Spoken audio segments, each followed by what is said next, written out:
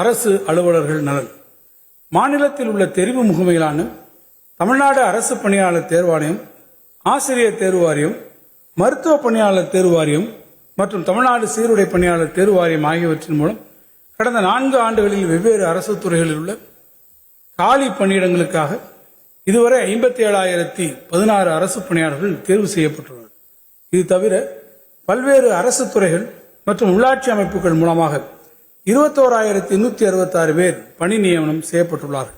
ஆக மொத்தம் இந்த அரசு பொறுப்பேற்ற 4 ஆண்டுகளில் 78,882 நபர்களுக்கு பணி நியமனம் வழங்கப்பட்டுள்ளது. மேலும் 40,000 பணியிடங்களை வரும் நிதியாண்டிலேயே நிரப்பும் பொருட்டு உரிய நடவடிக்கைகளை அரசு துரிதமாக மேற்கொண்டு வருகிறது. அரசு அலுவலருக்கு குறைந்த வாடகையிலான குடியிருப்புகளின் தேவை அதிகரித்து வருவதை நிறைவு செய்யும் வகையில் சென்னை சைதாப்பேட்டை தாடண்ட நகரில் 110 கோடி ரூபாய் செலவில் 2 லட்சம் சதுரடி பரப்பளவில் 190 சி வகை குடியிருப்புகள் கட்டுவதற்கு திட்டமிடப்பட்டுள்ளது. மக்கள் நல திட்டங்களை நாட்டிலேயே மிகச்சிறப்பாக நிறைவேற்றிட அயராது உழைத்து வரும் அரசு அலுவலர்கள் நலனை காப்பதில் நமது அரசு உறுதியாக உள்ளது.